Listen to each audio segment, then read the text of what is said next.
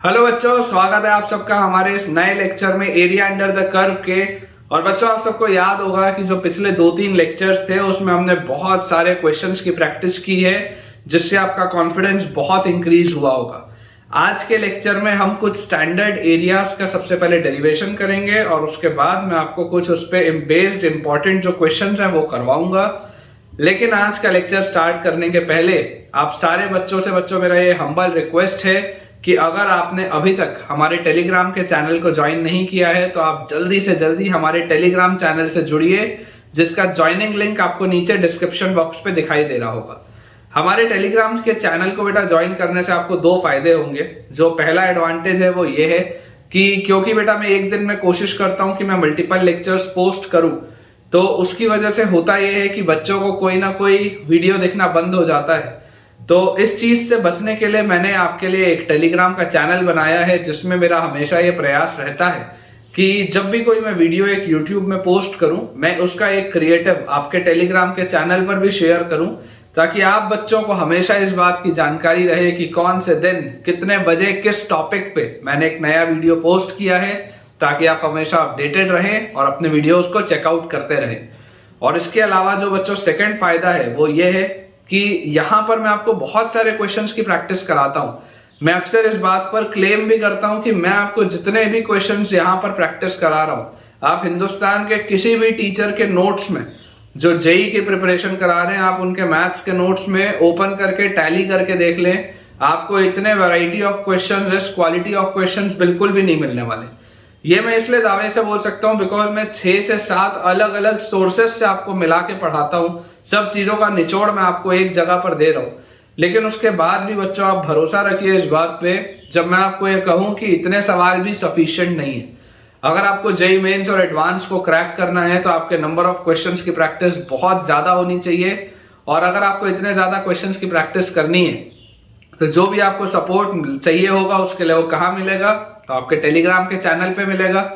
तो यार किस बात का आप इंतजार कर रहे हैं, जल्दी से हमारे टेलीग्राम चैनल को ज्वाइन करें और अपने प्रिपरेशन को नेक्स्ट लेवल पर लेके जाएं।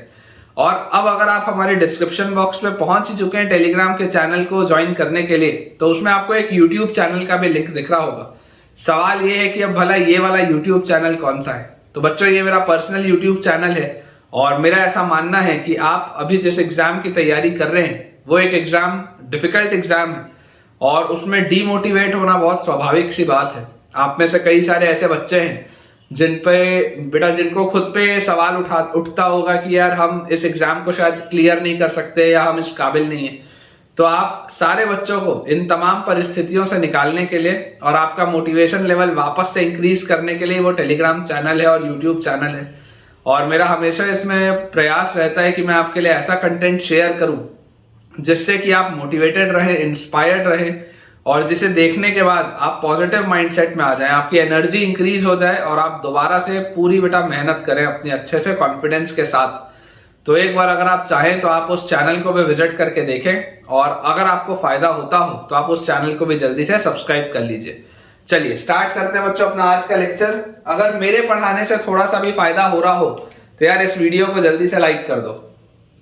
देखो टॉपिक बेटा आज का अपना है सम स्टैंडर्ड एरियाज, है ना। ये कुछ स्टैंडर्ड एरियाज हैं जो आपको याद होने चाहिए। तो टॉपिक आप डालिए स्टैंडर्ड एरियाज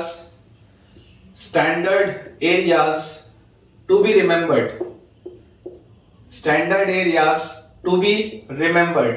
ये कुछ ऐसे एरियाज हैं जो आपको याद रखना जरूरी है। ये कुछ ऐसे एरियाज हैं बच्चों जो आपको याद रखना बहुत जरूरी है। हमारे पास दिया हुआ है बेटा सबसे पहले कि मान लीजिए आपके पास एक कर्व है y² = 4ax। मान लीजिए आपके पास एक कर्व है y² = 4ax और दूसरा आपके पास कर्व है x² = 4by। दूसरा आपके पास बच्चों कर्व है x² = 4by और इसमें हमको बोला जा रहा है a भी पॉजिटिव है और b भी पॉजिटिव है।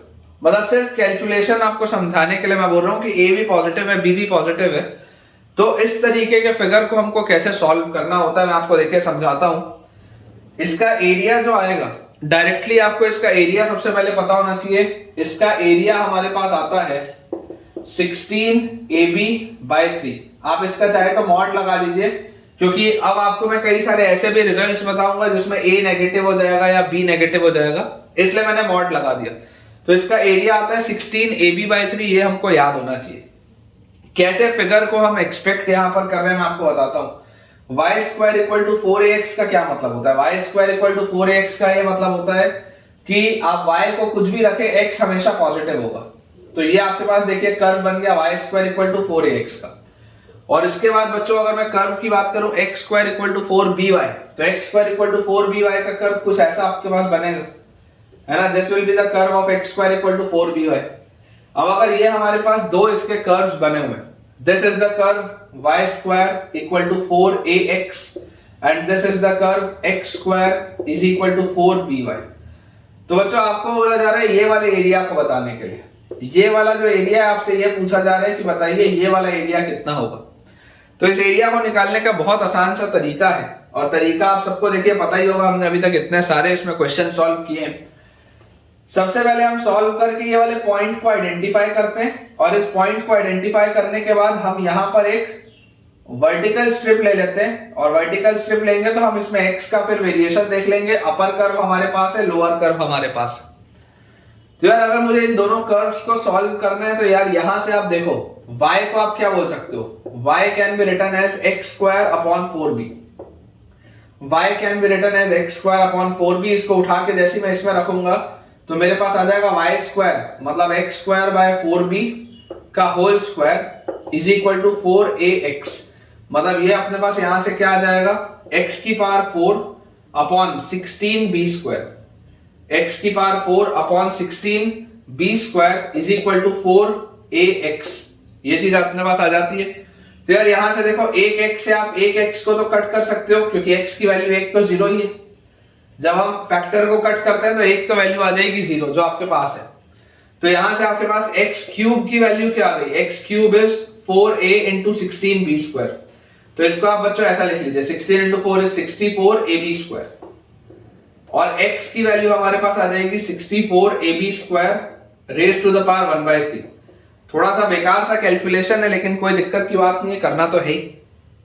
तो यहां से अपने पास देखिए जो एरिया आएगा, area will B integral of upper curve. Upper curve देखो क्या है, अपर कर्व ये वाला है। आप dx के रिस्पेक्ट में इसको इंटीग्रेट करेंगे, तो अगर आप dx के रिस्पेक्ट में इसको इंटीग्रेट करेंगे तो ये जो पूरी चीज है, ये वाली जो ब्रांच है, this branch will be under root of 4ax। y की वैल्यू आएगी अंडर रूट ऑफ 4ax, ठीक है ना। ये ऊपर वाली ब्रांच है अंडर रूट ऑफ 4ax, और नीचे वाली ब्रांच है y equal to minus under root of 4ax, ठीक है ना। नीचे वाली ब्रांच ये है, ऊपर वाली जो ब्रांच है आपके पास, ये ऊपर वाली ब्रांच है y equal to under root of 4ax, under root of 4ax, और नीचे वाली है minus under root of 4ax। अब जैसे ये वाली आपके पास देखिए ब्रांच है, तो upper curve minus lower curve, lower curve हमारे पास ये वाला है। तो इसमें आप देखिए y को आप क्या लिख सकते हैं, x square by 4b। y को आप लिख सकते हैं x स्क्वायर बाय 4b, ठीक है ना। ये वाला जो y है, इस y को हम लिख सकते हैं x स्क्वायर अपॉन 4b। तो जैसे आप upper curve minus lower curve करेंगे, इसको इंटीग्रेट करेंगे विद रिस्पेक्ट टू x, और x का आप वेरिएशन देखें तो x का वेरिएशन कहां से कहां है, तो x का वेरिएशन हमारे पास आ रहा है 0 से लेकर 64ab square raise to the power 1/3 तक। x का वेरिएशन हमारे पास आ रहा है 64ab square raise to the power 1/3 तक, from 0 to 64ab square raise to the power 1/3। ये चीज अपने पास आती है।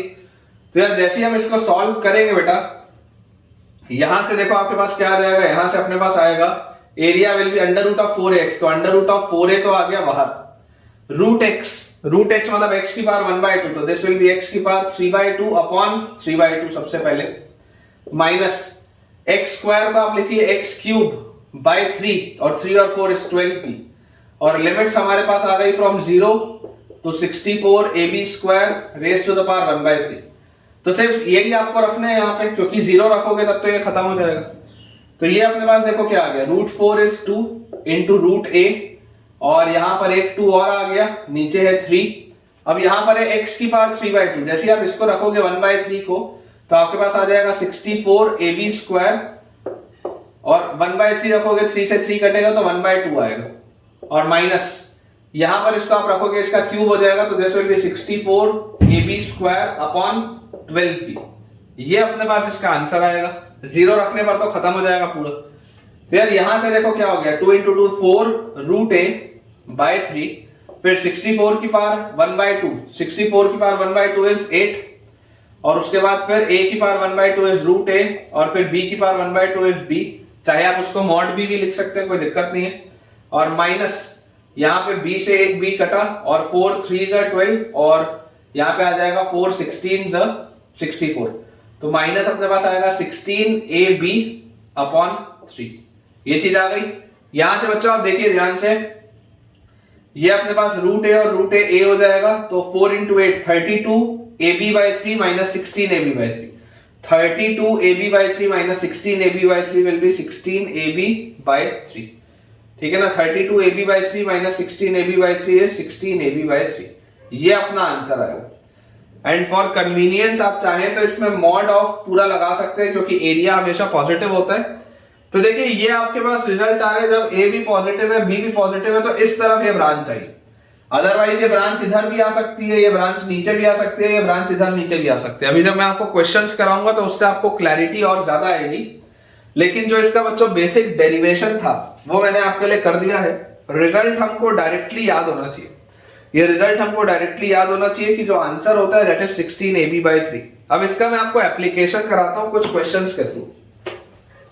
सवाल अपने पास बच्चों इसमें लिखा हुआ है कि find the area bounded, find the area bounded, find the area bounded bye y equal to root x, find the area bounded by y equal to root x and x equal to root y, find the area bounded by y equal to root x and x equal to root y। ये अपने पास बच्चों देखिए सवाल है, ठीक है। अब आप ऑब्जर्व करें कि इसी पैटर्न का सवाल है जो अभी अपने पास दिया हुआ था।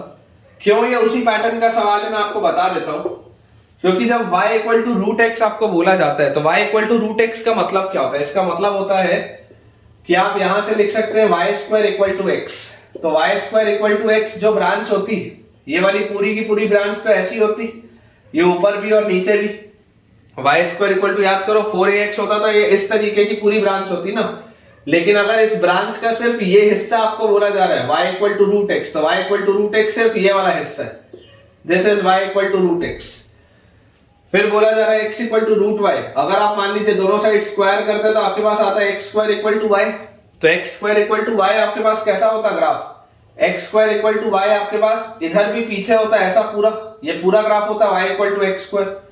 लेकिन अगर आपको सिर्फ बोला जा रहा है इसकी ये इतनी सी ब्रांच बस बोली जा रही है x equal to root y, तो x equal to root y ये वाली बस ब्रांच होगी, this is x equal to root y. तो हमें बेसिकली ये वाला एरिया बताना है, हमें इसमें सिर्फ ये वाला एरिया बताना है।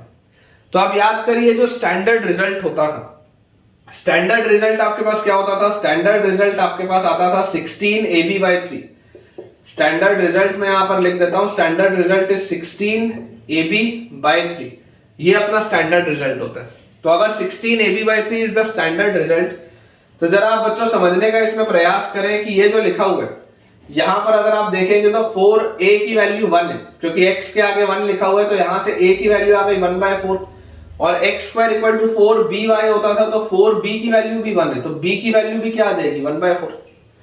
रिजल्ट जब आप लिखते थे तो y square equal to 4ax लिखते थे, यहां पर सिर्फ x लिखा है मतलब 4a 1 होगा, और x square equal to 4by लिखते थे मतलब 4b भी क्या होगा, 4b भी 1 होगा, ये चीज आपके पास आएगी।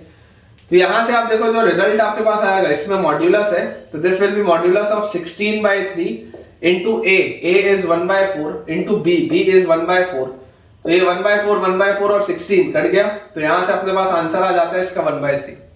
बहुत ही सिंपल सा ये बेटा क्वेश्चन था अपने पास, और आप देख सकते हैं कि इस सवाल को हम डायरेक्टली कितना फास्ट कर सकते हैं। अगर हमको रिजल्ट्स याद है तो डायरेक्टली बहुत फास्ट तरीके से बच्चों इस सवाल को हम सॉल्व कर सकते हैं। चलिए इसे क्लियर करते हैं, मैं आपको अगला जो स्टैंडर्ड रिजल्ट है वो करवाता हूं। नेक्स्ट अपने पास बच्चों स्टैंडर्ड रिजल्ट हमको निकालना है area enclosed by, area enclosed by, area enclosed by y square equal to 4ax, area enclosed by y square equal to 4ax and its double ordinate, and its double ordinate and its double ordinate at x equal to a, at x equal to a। Double ordinate बच्चों एक ऐसी line होती है जो basically axis के perpendicular होती है, ठीक है। तो area enclosed by y square equal to 4ax and its double ordinate at x equal to a। अब आप इसको बच्चों देखो समझने की कोशिश करो कि अगर आपको इसका रिजल्ट सबसे पहले निकालना है तो रिजल्ट निकालने का तरीका क्या होगा कि y square equal to 4ax जो कर्व होता है वो कर्व कैसा होता है, तो वो कर्व कुछ ऐसा होता है। This is the curve y square equal to 4ax और आपको बोला जा रहा है double ordinate at x equal to a। तो इमेजिन करिए ये x इक्वल टू a पे इसका आ गया double ordinate. This is the double ordinate at x equal to a। तो मुझे जो एरिया निकालना है मुझे ये वाला एरिया बताना है, मुझे बच्चों इसमें ये वाला एरिया बताना है। This is the area that I need to calculate. Area enclosed by y square equal to 4ax and its double ordinate. इतना हिस्सा हमको बताना है। तो अगर यार मुझे इतना हिस्सा इसमें कैलकुलेट करके बताना है तो तरीका क्या होगा? तरीका अगेन बहुत सिंपल सा है कि मुझे देखो ये पूरा का पूरा जो कर्व है वो सिमेट्रिक दिख रहा है। तो अगर ये पूरा का पूरा मुझे कर्व सिमेट्रिक दिख रहा है तो अगर मैं आपको ये बोल दूं कि अपन ऐसा करते हैं, सिर्फ इतने सा हिस्सा निकालते हैं, केवल इतने से हिस्से को अपन निकालते हैं और फिर उसका डबल कर देंगे। मतलब अगर मैं बोलूं कि ये नीचे वाला आप एरिया मत कैलकुलेट करो, आप सिर्फ ऊपर वाला एरिया कैलकुलेट करो और उसका डबल कर देना, क्योंकि आपका ये जो फिगर है वो सिमेट्रिक है। तो आप केवल इस ऊपर वाले एरिया को निकालिए और उसको क्या करिए, डबल कर दीजिए। तो देखिए अगर y square equal to 4ax है तो ये वाली ब्रांच हो जाएगी y equal to under root of 4ax। This branch will be y equal to under root of 4ax। तो अगर मैं आपको बोल दूं कि एरिया जो हमारे पास होगा, फाइनल जो एरिया आएगा that will be twice of integral of, इस पूरे का आपको डबल करना है, इतने से हिस्से का आपको डबल करना है। ये वाला जो आपके पास हिस्सा दिख रहा है ना, ये वाला जो अपने पास पोर्शन है, इस पोर्शन का अपने को डबल करना है। तो इंटीग्रल ऑफ 0 टू a और y की जगह हम क्या लिख सकते हैं, under root of 4ax dx, ऐसा हम इसको लिख सकते हैं। Basically area under the curve है, अपर कर्व है, लोअर कर्व इसका x इक्वल टू, ये x एक्सिस है, y इक्वल टू 0 वाली लाइन। तो यार यहां से मेरे पास आ जाएगा twice of under root of 4a और ये रूट x है, रूट x को आप लिख सकते हो x की पावर 3/2 अपॉन 3/2 और लिमिट अपने पास इसमें आ जाएगी फ्रॉम 0 टू a। तो यार यहां से अपने पास देखो ये 2 भी घूम के ऊपर चला गया तो 4/3 रूट 4 से 2 रूट a और उसके बाद a जैसे ही आप रखोगे तो a की पावर 3/2 मतलब a रूट a, ये चीज अपने पास आ जाएगी, ठीक है। तो यार ये एरिया अपने पास आ कितना रहे, 0 रखने पर तो खत्म हो जाएगा। तो ये एरिया अपने पास आ जाता है 2/3। इसको मैं किस पैटर्न में लिख रहा हूं आप उस पैटर्न को थोड़ा ध्यान दीजिएगा। इसको बच्चों मैं लिख रहा हूं 2/3 और फिर 4a स्क्वायर। लिखना चाहूं तो मैं इसको डायरेक्टली 8/3a स्क्वायर भी लिख सकता हूं, है ना। अगर मैं लिखना चाहूं तो इसको मैं डायरेक्टली 8/3a स्क्वायर भी लिख सकता हूं, लेकिन मैं इसको लिख रहा हूं 2/3 of 4a square, 2/3 of 4a square. इसका मतलब क्या, ऐसा मैंने क्यों लिखा? तो इसमें एक पैटर्न है, एक सिमेट्री है जो मैं आपको समझाना चाहता हूं। देखिए ये आपके पास है x इक्वल टू a वाली लाइन, है ना। दिस इज बेसिकली ये जो इतना लेंथ है, ये इतना लेंथ की वैल्यू a है, इतना लेंथ की वैल्यू a है। और अगर हम बात करें इसकी कि ये दोनों पॉइंट्स के बीच की क्या दूरी है, ये दोनों पॉइंट्स के बीच की, तो आप जरा सोच के देखिए। जैसे ही आप x इक्वल टू a यहां पर रखेंगे तो x इक्वल टू a रखते ही आपके पास आ जाएगा 4a स्क्वायर, मतलब this will B 2a and this will B minus 2a। मतलब मैं ये बोल सकता हूं कि अगर मैं इस डॉटेड लाइन से एक ऐसा रेक्टेंगल बनाऊं, ये बच्चों ध्यान से आप देखो, ये जो एक रेक्टेंगल अगर मैं बनाऊं तो ये वाले रेक्टेंगल के लिए मुझे इसमें क्या चीज दिखाई देती है, मुझे इसमें दिखाई देता है इस रेक्टेंगल के लिए कि इस रेक्टेंगल का जो लेंथ है वो लेंथ है 4a। ये ऊपर 2 है नीचे 2 है, तो ये जो लेंथ है दिस लेंथ इज 4a और इसका जो ब्रेड्थ है इसका ब्रेड्थ a है, द ब्रेड्थ इज a। तो area of this rectangle, area of rectangle, ये जो रेक्टेंगल होगा उसका एरिया अपने पास कितना आ रहा है, 4a स्क्वायर आ रहा है क्या? देखो ध्यान से, इसका लेंथ है 4a और इसका ब्रेड्थ है a, तो area of this rectangle is 4a square. तो आप इसको ऐसा ही बोल सकते हैं कि ये जो एरिया एनक्लोज करता है, ये जो बेटा y square equal to 4ax वाला पैराबोला जो एरिया एनक्लोज करता है, this is 2/3 of the area of rectangle, 2/3 of the area of rectangle, ठीक है। 2/3 of the area of rectangle. आप इसको इस तरीके से भी याद रख सकते हैं। ये एक एप्लीकेशन है जिसमें ये वाले रेक्टेंगल की मैं बात कर रहा हूं। तो इस रेक्टेंगल का 2/3, बेसिकली इस रेक्टेंगल का 2/3 इसका फाइनल आंसर है, या ओवरऑल आंसर आपके पास कितना आ जाएगा 8/3 a²। इसको आप 8/3 a² लिख के भी याद कर सकते हैं, जिसमें कि ये आपके पास क्या होता था y² = 4ax होता था, और डबल ऑर्डिनेट आपका होता था at x = a। ठीक है, तो अगर बच्चों ये वाला भी रिजल्ट हमको समझ में आता है तो इस रिजल्ट के भी बेसिस पे मैं आपको सवाल कराता हूं, कोई दिक्कत नहीं है। इसको क्लियर करते हैं बेटा, एक क्वेश्चन नोट करते हैं। सवाल अपने पास बच्चों इसमें लिखा हुआ है, find the area bounded by the curve, find the area bounded by the curve, find the area bounded by the curve, find the area bounded by the curve y is equal to 2x minus x square, y is equal to 2x minus x square and y plus 3 is equal to 0, y is equal to 2x minus x square and y plus 3 is equal to 0। ये अपने पास बच्चों देखिए एक सवाल है। सबसे पहले अपन इसका ग्राफ बनाते हैं और इसके मैं आपको दो अलग अलग मेथड्स बताता हूं। देखिए अगर आप इसका ग्राफ ऑब्जर्व करेंगे तो y = 2x minus x square जो हमारे पास लिखा हुआ है, क्लियरली हमको दिखाई दे रहा है कि this is a mouth opening downwards parabola. और अगर ये माउथ ओपनिंग डाउनवर्ड्स पैराबोला हमारे पास है तो इसके जो फैक्टर्स आएंगे वो कहां पर आएंगे, एक x = 0 पर ये 0 हो रहा है और एक x = 2 पर ये 0 हो रहा है। देखो इसको आप लिख सकते हो, अगर आप x कॉमन लोगे तो अंदर बचेगा 2 - x, मतलब कि ये एक पैराबोला हमारे पास बना। और इस पैराबोला के लिए आप ऐसा बोल सकते हैं कि ये आपका y एक्सिस है, ये आपका x एक्सिस है, x = 0 पर और x = 2 पर जो भी होगा वो होगा। x = 0 पर भी ये 0 हो जाएगा, x = 2 पर भी ये 0 हो जाएगा। और इसके बाद आपको दिया हुआ है y + 3 = 0, तो y + 3 = 0 मतलब एक स्ट्रेट लाइन है। This straight line is y = -3, या y + 3 = 0 भी बोल सकते हैं, y = -3 भी बोल सकते हैं। तो बेसिकली हमको ये वाला एरिया बताना है। This is the area that we need to calculate. This is the area. तो यार आप इस बात को समझिए कि मेथड 1 तो क्या है, मेथड 1 तो आपका नॉर्मल मेथड है। नॉर्मल मेथड है upper curve minus lower curve, सोचना ही नहीं और इसमें कुछ सोचने की जरूरत ही नहीं। आप एक वर्टिकल इसमें स्ट्रिप लीजिए और इस वर्टिकल स्ट्रिप को बच्चों आप कर दो upper curve minus lower curve. इस वर्टिकल स्ट्रिप में आप कर दो upper curve minus lower curve और आप ये बाउंड्री पॉइंट्स इसके कैलकुलेट कर लो। देखो आपके पास इसमें दिया हुआ है y = 2x minus x square। जैसे आप इस कर्व को इस लाइन के साथ सॉल्व करोगे तो आपके पास आ जाएगा -3 = 2x minus x square, तो x² minus 2x minus 3 = 0, मतलब x² minus 3x plus x, तो -2x minus 3 = 0, x common x minus 3 plus 1 common x minus 3 = 0, तो अपने पास आ जाता है x plus 1 into x minus 3 = 0, तो x की वैल्यू आ जाती है -1 और x की वैल्यू आ जाती है 3। ये अपने पास बच्चों देखो दो वैल्यूज आ गई, x की वैल्यू -1 और x की वैल्यू 3। इसका मतलब ये वाला जो पॉइंट है दिस इज x = -1 और ये वाला जो हमारे पास पॉइंट है दिस पॉइंट इज x = 3। ये अपने पास दो पॉइंट्स दिए हुए हैं, x = 3 एंड x = -1। अब हमें इसमें देखो क्या चीज समझ में आती है, हमें इसमें बच्चों ये चीज समझ में आती है कि अपर कर्व कौन सा है, अपर कर्व है ये। आप इसको इंटीग्रेट करेंगे विद रिस्पेक्ट टू x, तो अपर कर्व आपके पास लिखा हुआ है 2x minus x² और माइनस लोअर कर्व आपके पास क्या है, y की वैल्यू है -3, तो lower curve is -3, lower curve is -3 और इसको बेटा मुझे इंटीग्रेट करना है विद रिस्पेक्ट टू x।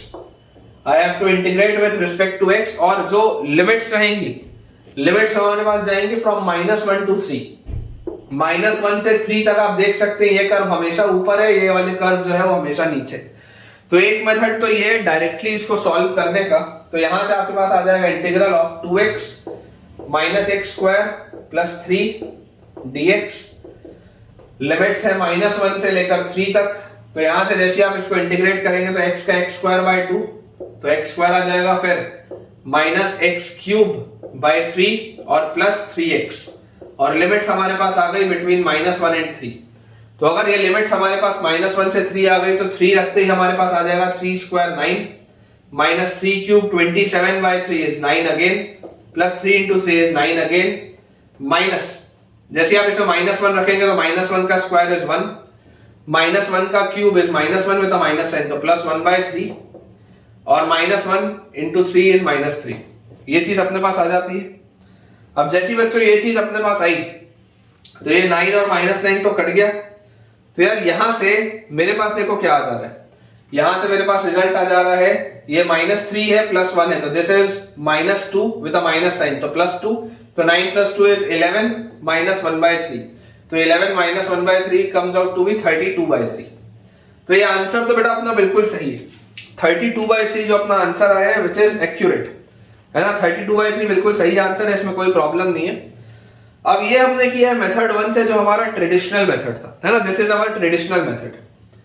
लेकिन अगर मान लीजिए मुझे इसे करना होता अपने मेथड से जो स्टैंडर्ड एरियाज का रिजल्ट था, तो स्टैंडर्ड एरियाज के रिजल्ट के हिसाब से मुझे एक चीज तो समझ में आती है कि यार ये देखिए, ये अगर मेरी एक डॉटेड लाइन मैंने इस तरीके से बनाई और ये वाली जो डॉटेड लाइन है इसको अगर मैं ऐसे पीछे एक्सटेंड कर दूं, और ये वाली भी जो डॉटेड लाइन है अगर इसको भी मैं ऐसे पीछे एक्सटेंड कर दूं, तो ये x = -1 है, ये वाला x = 3।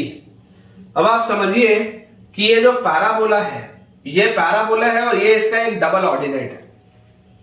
ये बच्चों हमारे पास एक पैराबोला है और ये इसका डबल ऑर्डिनेट है, और ये वाली मैंने एक लाइन बना दी जो इसको टच करते हुए जा रही थी। ये मैंने उसी तरीके की प्रोफाइल बना दी जैसी प्रोफाइल की आपको आदत है।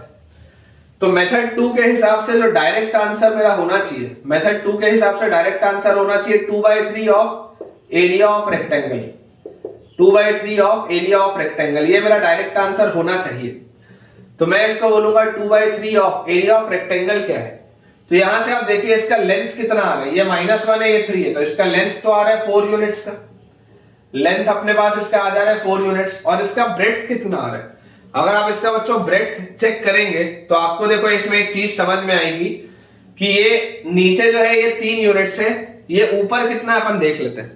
तो ऊपर अगर आपको निकालना है तो ये वाला जो पॉइंट है, ये वाला पॉइंट इसका मैक्सिमा का पॉइंट है, इसकी मैक्सिमम वैल्यू आपके पास क्या आएगी, जो हमारे पास कर्व लिखा हुआ है 2x - x², ये 2x - x² हमारे पास लिखा हुआ है। मुझे बहुत साफ साफ बेटा ये दिखाई देता है कि इसका ये जो वर्टेक्स आएगा ये आएगा x = 1 पे, क्योंकि 1 वाला पॉइंट इधर से और इधर से सेम डिस्टेंस पे। ये सारी प्रॉपर्टीज होती है क्वाड्रेटिक की जो आप जानते हैं। ये 1 वाला पॉइंट इधर से भी 2 यूनिट्स के डिस्टेंस पे, इधर से भी 2 यूनिट्स के डिस्टेंस पे, तो ये 2-2 यूनिट के अंतर पर है। तो ये तो मुझे देखो एकदम क्लैरिटी है इस बात की कि वर्टेक्स इसका 1 पे आ रहा है, और जैसे आप x की वैल्यू यहां पर 1 रखेंगे तो x की वैल्यू 1 रखते ही आपके पास देखो y की वैल्यू क्या आ जाएगी, 2 - 1 is 1, तो ये आपके पास वैल्यू इसकी आ जाएगी 1। ये आपके पास बेटा इसकी y की जो वैल्यू आ जाएगी ये आ जाएगी 1, और ये नीचे यहां पर कितना यूनिट्स है, ये नीचे यहां पर 3 यूनिट्स है, ये नीचे यहां पर 3 यूनिट्स है और ये ऊपर आ जाएगी 1 यूनिट। इसका मतलब क्या है, इसका मतलब बच्चों मेरे पास आ जाता है कि एरिया ऑफ रेक्टेंगल, तो इसका लेंथ बच्चों आपके पास आ रहा है 4, और इसका ब्रेड्थ भी आपके पास आ जा रहा है 4। तो अगर ये लेंथ भी इसका 4 आ जा रहा है, ब्रेड्थ भी अगर इसका 4 आ जा रहा है, तो 4 × 4 ये आ जाएगा 16, और यहां से आपके पास देखो सेम आंसर आ रहा है 32/3।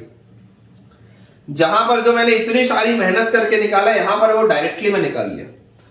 तो देखिए ये बेटा पावरफुल कंसेप्ट है ना। ये जो पूरा रेक्टेंगल होगा, बेसिकली इस केस में ये रेक्टेंगल ना होके स्क्वायर बन रहा है, क्योंकि इसका लेंथ और ब्रेड्थ दोनों सेम है। लेकिन इस प्रोफाइल को आप याद रखिए कि अगर आपके पास ये पैराबोला इस तरीके से बन रहा है, तो ये अगर आप इसको एनक्लोज करते हुए एक स्क्वायर या रेक्टेंगल बनाए, आप एक ऐसा इसमें यहां पर फिगर बनाए जो इसको एनक्लोज कर रहा है, और ये या तो स्क्वायर है या तो ये रेक्टेंगल है, तो इसका जो एरिया आएगा वो इसका 2/3 होगा। इस पूरे एनक्लोजर का ये 2/3 होगा। ये अपने को याद होना चाहिए, दिस इज वेरी इंपॉर्टेंट, ठीक है क्या, this is very important concept. और ये मेथड 2 आपको कैसा लगा मुझे जरूर बताइएगा। ये मैंने स्टैंडर्ड एरिया से आपको समझाया, ये मैंने आपको स्टैंडर्ड एरिया से समझाया, मेरे हिसाब से बहुत इंपॉर्टेंट चीज है। आपको कैसा लगा मुझे कमेंट्स में जरूर शेयर करके बताएं। नेक्स्ट बेटा अपने पास अगेन जो इंपॉर्टेंट रिजल्ट है उसमें बोला जा रहा है whole area of the ellipse, whole area of the ellipse. कौन सा ellipse, x² by a² plus y² by b² = 1। Whole area of the ellipse x square by a square plus y square by b square equal to 1। हमें basically area बताना है जितना ellipse के अंदर आ रहा है। तो आप इस बात को बच्चों समझिए कि अगर आप सबसे पहले इस एलिप्स को ड्रॉ करेंगे तो आपके पास इस तरीके से एक एलिप्स ड्रॉ होगा, ठीक है। ये इस तरीके से हम एक एलिप्स को बच्चों ड्रॉ कर सकते हैं। अब ये जो एलिप्स हमने ड्रॉ किया है, मैं यहां पर आपके लिए एक्सिस बना देता हूं। ये आपका एक्स एक्सिस है, ये आपका वाई एक्सिस है, और ये हमने एक एलिप्स बनाया है। इस एलिप्स के लिए बच्चों आपको बोला जा रहा है कि इसके अंदर जो पूरा एरिया आ रहा है आपको वो बताना है कि ओवरऑल एरिया कितना होगा। तो मुझे बाय सिमेट्री एक चीज बहुत आसानी से समझ में आती है कि अगर मैं एक हॉरिजॉन्टल स्ट्रिप या वर्टिकल स्ट्रिप मान लूं और अगर मैं ये ऊपर वाले हिस्से का एरिया निकाल लूं, केवल इस ऊपर वाले हिस्से का एरिया, तो नीचे वाले हिस्से का भी एरिया वही होगा, तो अपन उसका डबल कर सकते हैं। तो मैं आपको बोलता हूं कि हम इंटीग्रेट करेंगे सिर्फ ऊपर वाले हिस्सा के लिए और फिर नीचे वाले को डबल करके निकाल लेंगे। तो यहां से आप देखिए बेटा, आपके पास जो पॉइंट्स आएंगे, ये वाला पॉइंट आपने ऑलरेडी कोनिक पढ़ा हुआ है। This point will be a,0, this point will be -a,0। इस बात में तो कोई डाउट है ही नहीं, क्योंकि x एक्सिस पे कहां पर कट करेगा, जब y 0 होगा, y 0 होगा तो ये खत्म, तो x स्क्वायर की वैल्यू a स्क्वायर, तो x की वैल्यू a और -a आ जाएगी। ये वाली जो हमारे पास देखो, अगर हमको ब्रांच निकालनी हो तो यहां से आप देखिए क्या बोल सकते हैं, यहां से आप बोल सकते हैं y square by b square is equal to 1 minus x square by a square. y square by b square is equal to 1 minus x square by a square, या हम इसको बच्चों ऐसा बोल सकते हैं y square is equal to b square by a square into a square minus x square. LCM ले लिया, a square minus x square by a square है और b स्क्वायर उधर चला गया। तो यहां से अपने पास y की वैल्यू क्या आएगी, y will be plus minus b by a under root of a square minus x square, यही आएगी अपने पास value. y will be equal to plus minus b by a into under root of a square minus x square, ठीक है। अब अगर बेटा मेरे पास ये वाली वैल्यू आ रही है तो आप समझिए ये जो ऊपर वाली ब्रांच है, इस ऊपर वाली ब्रांच में y पॉजिटिव होगा, क्योंकि ये पूरा हिस्सा x एक्सिस के ऊपर है, तो ये ऊपर वाली ब्रांच में y पॉजिटिव होगा, ठीक है, y विल बी पॉजिटिव। और ये जो नीचे वाली ब्रांच है इसमें y विल बी नेगेटिव। ये बात क्लियर है। तो अगर मुझे ऊपर वाली ब्रांच के लिए लेना है तो मैं ऊपर वाली ब्रांच के लिए प्लस लेके आगे बढ़ता हूं, है ना। फॉर अपर ब्रांच अगर मैं यहां पर इसको बोल दूं कि इसको अपन प्लस लेके आगे बढ़ते हैं, तो हमारे पास देखिए एरिया क्या आ जाएगा, एरिया जो फाइनल होगा, फाइनल एरिया विल बी, ऊपर वाले का डबल हमको करना है तो ट्वाइस ऑफ इंटीग्रल। वेरिएशन कहां से कहां है, -a से लेकर a तक वेरिएशन हमारे पास है बिटवीन -a टू a। और y की वैल्यू क्या है, y is b by a into under root of a square minus x square into dx। ये अपने पास अपना आंसर है, दिस इज द आंसर। हमने इस पूरे का डबल कर दिया, ऊपर वाले का हमने एरिया निकाल दिया, उसको हमने डबल कर दिया, ठीक है। अब अगर हमने बेटा इसको सॉल्व करना है तो यार यहां से मुझे एक चीज समझ में आती है कि जो फंक्शन है तो एक इवन फंक्शन लिखा हुआ है। अगर ये एक इवन फंक्शन लिखा हुआ है, क्योंकि x को -x से रिप्लेस करने से कोई फर्क नहीं पड़ रहा, तो इसको आप लिख सकते हैं, देखिए 1 2 ऑलरेडी है, 1 2 ऐसी और आएगा, तो this will be 4 times integral 0 to a b by a into under root of a square minus x square dx। इसको आप ऐसा भी लिख सकते हैं, इसमें कोई दिक्कत नहीं। इसको बेसिकली -a टू a को आप 0 टू a लिख सकते हैं और 2 एक और निकाल सकते हैं बाहर, तो 2 into 2 4 हो जाएगा। सब डेफिनेट इंटीग्रेशन की प्रॉपर्टीज है बेटा ये। तो फाइनली अपन इसको लिख सकते हैं 4b by a integral 0 to a, 4b by a integral 0 to a under root of a square minus x square dx। 4b by a integral 0 to a under root of a square minus x square dx। अब इसको बच्चों अगर मुझे solve करना है, या तो आपको डायरेक्टली इसका रिजल्ट याद हो तब आप अपना इसका बेटा डायरेक्टली आंसर निकाल सकते हैं। तो डायरेक्टली अगर आप इसका आंसर निकालेंगे तो वो पाई ए भी आ जाएगा, ठीक है। लेकिन अगर मान लेता हूं कि अगर मान लो मैं आपको बोलता हूं कि मुझे इसका रिजल्ट याद नहीं है, तो कोई दिक्कत की बात नहीं है, आप इसमें सब्स्टिट्यूशन करिए। क्या आप इसमें सब्स्टिट्यूशन कर सकते हैं, क्लियरली आपको देखो इसमें दिखाई देता है कि अगर मैं x की वैल्यू को a cos थीटा डाल दूं या x की वैल्यू को a sin थीटा डाल दूं तो मुझे फायदा होगा। चलो आप x की वैल्यू को a sin थीटा डाल दो, ठीक है। जैसे ही आप x की वैल्यू को a sin थीटा डालोगे तो बच्चों dx की वैल्यू आ जाएगी a cos theta d theta, dx की वैल्यू आ जाएगी। तो अपने पास एरिया क्या हो जाएगा, area will B integral, limits भी बच्चों चेंज होंगी। पहले 4b बाय a भी लिखा हुआ है, तो अपन सबसे पहले तो लिख लेते हैं 4b बाय a इंटीग्रल, यहां पर 0 है, जैसे आप x को 0 बोलोगे तो थीटा की वैल्यू आएगी 0। x को जैसे आप a बोलोगे, a से a कटेगा, थीटा की वैल्यू आएगी पाई बाय 2। उसके बाद अंदर अपने पास आएगा under root of a square minus x square, तो एक्स स्क्वायर की जगह a square sine square theta, और बाहर अपने पास क्या आएगा dx, dx की जगह अपने पास आएगा a cos theta d theta. ठीक है क्या, ये चीज अपने पास आ जाएगी। और जैसी बच्चों ये चीज अपने पास आई तो यहां से अपने पास एरिया आ रहा है 4b by a integral 0 to pi by 2। अब देखिए a स्क्वायर और a स्क्वायर रूट के बाहर a बन के निकलेगा, 1 minus sine square theta, 1 minus sine square theta is cos square theta, cos square theta root के बाहर मॉड cos थीटा, और क्योंकि पहला क्वाड्रेंट है तो डायरेक्टली आप cos थीटा भी लिख सकते हैं, आसान है ये चीज। और उसके बाद बगल में एक a cos थीटा और लिखा हुआ है d थीटा, ये अपने पास लिखा है। अब इसको मैं आपको बोलता हूं कि इसको आप ऐसा लिख लो, 4b बाय a है, आप अंदर से a स्क्वायर बाहर निकाल लो, लिमिट आपके पास है between 0 to pi by 2, limit आपके पास क्या आ गई बिटवीन 0 टू पाई बाय 2। और यहां पर बच्चों आप देखो ये जो लिखा हुआ है this is cos square theta d theta, this is बच्चों cos square theta d theta. और यहां से अगर देखेंगे तो डायरेक्टली आप अपना आंसर यहां से लिख सकते हैं। ये चीज देखिए आपको पता ही है कि मैंने रिजल्ट आपको बताया ही था, ये वाला जो पूरा वैल्यू आता है इसका वैल्यू आता है पाई बाय 4। अगर आपको याद ना हो तो आप यहां पर भी देखो निकाल के देख सकते हैं इसको, कि अगर आप i मान ले और उसको बोल दें integral 0 to pi by 2, integral 0 to pi by 2 cos square theta d theta, मान लो अगर आप इसको i मान ले तो किंग प्रॉपर्टी आप लगाएंगे। हालांकि ये मैंने आपको डायरेक्टली बोला था डेफिनेट इंटीग्रेशन में याद रखने की इसकी वैल्यू पाई बाय 4 होती है, लेकिन कोई बात नहीं, अगर आप यहां पर किंग लगाएंगे तो किंग लगाते ही आपके पास आ जाएगा i will be equal to integral 0 to pi by 2, और आप इसको बोलेंगे 0 plus pi by 2 minus theta, 0 plus pi by 2 minus theta, तो cos of pi by 2 minus theta will be sin theta, तो this will be sin square theta d theta. और आप इसको add कर दो, जैसे ही आप इसको ऐड करोगे, ऐड करते ही आपके पास i plus i 2i will be equal to 0 से pi by 2 sin square theta plus cos square theta is 1, तो दिस इज d थीटा। तो ये आ जाएगा theta from 0 to pi by 2, और यहां से आपके पास इसकी वैल्यू आ जाएगी पाई बाय 2। और अगर 2i की वैल्यू पाई बाय 2 है तो this implies i will B pi by 4। अगर 2i की वैल्यू हमारे पास पाई बाय 2 है तो i will B pi by 4। तो अगर i की वैल्यू पाई बाय 4 आ रही है मतलब ये जो पूरी चीज है दिस इज पाई बाय 4, और उसके आगे अपने पास यहाँ पर क्या लिखा हुआ है, एक a से एक a कटेगा तो ये लिखा हुआ है 4ab, तो 4 से 4 कटा तो final answer comes out to be pi ab। ये हमको रिजल्ट याद होना चाहिए। इलिप्स के केस में जो फाइनल आंसर आता है that is pi ab, area enclosed bye N ellipse. ये जो पूरा एरिया आपके पास आएगा this complete area is pi ab, जिसमें ये a है और ये वाला जो बच्चों पॉइंट है this is 0, b and this point is 0, -b। ठीक है, ये अपने को याद होना चाहिए कि area enclosed bye N ellipse is always pi ab। चलिए इसे क्लियर करते हैं।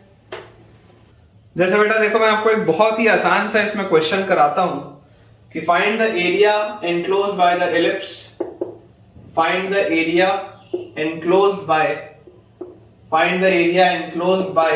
The ellipse, find the area enclosed by the ellipse x square by 16 plus y square by 9, x square by 16 plus y square by 9 is equal to 1। ये अपने पास सवाल है, find the area enclosed by the ellipse x square by 16 plus y square by 9 is equal to 1। अब देखिए आप चाहें तो इसको ओरली भी सॉल्व कर सकते हैं। आपको अगर रिजल्ट याद है, देखो अगर आपको रिजल्ट याद ना हो तो बहुत मेहनत लगेगी, लेकिन अगर आपको स्टैंडर्ड रिजल्ट पता है कि स्टैंडर्ड जो अपने पास रिजल्ट होता है, स्टैंडर्ड रिजल्ट क्या होता है, स्टैंडर्ड रिजल्ट होता है पाई ab, standard result is pi ab। Clearly मुझे यहाँ पे दिखाई दे रहा है x square by a square होता है, तो a स्क्वायर की वैल्यू 16 है तो a की वैल्यू 4 है, b स्क्वायर की वैल्यू 9 है तो b की वैल्यू 3 है, तो इसका एरिया क्या आ जाएगा, pi into a is 4 and b is 3, तो फाइनल आंसर विल बी 12 पाई। मतलब अगर आपको ये रिजल्ट याद हो तो आप देख सकते हैं कि बच्चों कितना क्विकली हम सवालों को बना सकते हैं, बस ये रिजल्ट्स हमको याद होने चाहिए। इसलिए इस टॉपिक का नाम ही है सम स्टैंडर्ड एरियाज, कुछ ऐसे ये काम के एरियाज हैं जिनकी जानकारी हमको होनी चाहिए। अब इसके बाद एक छोटा सा टॉपिक है शिफ्टिंग ऑफ ओरिजिन, जिस पर भी बहुत सारे क्वेश्चन बनते हैं। तो यार एक चीज जो हमें बस पता होनी चाहिए शिफ्टिंग ऑफ ओरिजिन में, जब हमको बेटा सवाल इसके बनाने तो सिर्फ एक चीज पता होनी चाहिए कि जब भी आप शिफ्ट करते हो ओरिजिन को तो एरिया कभी भी नहीं बदलता। ये चीज मैंने आपको क्लास 11th के कोऑर्डिनेट ज्योमेट्री में पढ़ाई है कि आप ओरिजिन चाहे शिफ्ट कर लें, डिस्टेंस कभी चेंज नहीं होता, स्लोप ऑफ लाइन कभी चेंज नहीं होता, और आपके पास बच्चों ये जो रहेगा एरिया एनक्लोज्ड बाय फिगर बेटा कभी भी चेंज नहीं होगा, है ना। तो आप यहां पर लिख सकते हैं area remains the same, area remains the same, area remains the same under origin shifting, under origin shifting. जब भी हम ओरिजिन शिफ्टिंग करेंगे एरिया में कभी भी कोई भी बदलाव नहीं होगा बेटा, इस बात को हमको याद रखना है, ठीक है। इस पर बेस में आपको कुछ बढ़िया से सवाल अब करवाता हूं। जैसे बेटा अपने पास देखिए कि इसमें क्वेश्चन लिखा हुआ है कि find the area enclosed, find the area enclosed, find the area enclosed between the parabolas, between the parabolas, find the area enclosed between the parabolas y square minus 2y, y square minus 2y plus 4x plus 5, y square minus 2y plus 4x plus 5 equal to 0, and x square plus 2x and x square plus 2x minus y plus 2 equal to 0। ये अपने पास बच्चों सवाल है। Clearly आपको दिखाई दे रहा है कि ये स्टैंडर्ड पैराबोलास नहीं है तो पैराबोला लेकिन स्टैंडर्ड पैराबोला नहीं है, मतलब y square equal to 4ax और x square equal to 4by के फॉर्मेट में जमा हुआ नहीं। तो मैं आपको बोलता हूं कि आप इसको पहले स्टैंडर्ड फॉर्म में कन्वर्ट करने का प्रयास करें। तो यहां से बेटा आप देखें, ये जो लिखा हुआ है आपके पास y square minus 2y plus 4x plus 5 equal to 0, क्या इसको मैं ऐसा लिख सकता हूं क्या, y माइनस 1 का होल स्क्वायर। तो यहां से अपने पास आ जाएगा y स्क्वायर माइनस 2y और प्लस 1 एक्स्ट्रा आएगा तो माइनस 1 करना पड़ेगा, और plus 4x plus 5 equal to 0। तो यहां से अपने पास आ जाएगा y माइनस 1 का whole square plus 4x plus 4 is equal to 0, और यहां से हम बोल सकते हैं y माइनस 1 का whole square is equal to minus 4 into, ये 4 इंटू एक्स प्लस 1 लिखा हुआ है ना, ये जो बच्चों जो पूरी चीज है this is basically 4 into x plus 1, तो this will B minus 4 into x plus 1। ये अपने पास बेटा दिया हुआ है, मतलब अगर आप इसको ध्यान से ऑब्जर्व करेंगे तो आप इसको लिख सकते हैं कैपिटल Y का whole square is equal to minus 4 into capital X। इसको आप ऐसा लिख सकते हैं where this capital Y is small y minus 1 and where this capital X is small x plus 1। इस तरीके से हम इसको लिख सकते हैं। ये हमने ओरिजिन शिफ्टिंग कर दी। अब जैसी बच्चों ये हमने ओरिजिन शिफ्टिंग करी, अब मैं आपको बोलता हूं दूसरे पैराबोला की भी ओरिजिन शिफ्टिंग करिए। तो दूसरे पैराबोला में जैसे आप ध्यान से इसको देखेंगे तो दूसरा आपके पास पैराबोला लिया हुआ है x square plus 2x minus y plus 2 is equal to 0। तो अगर मैं इसको लिखूं x प्लस 1 का होल स्क्वायर तो x square plus 2x plus 1 extra आएगा तो माइनस 1 और minus y plus 2 is equal to 0। तो ये अपने पास आ जाता है x प्लस 1 का होल स्क्वायर और माइनस वाई और उसके बाद प्लस 1 इज इक्वल टू 0। तो यहां से बेटा आपके पास आ गया x प्लस 1 का whole square is equal to y minus 1।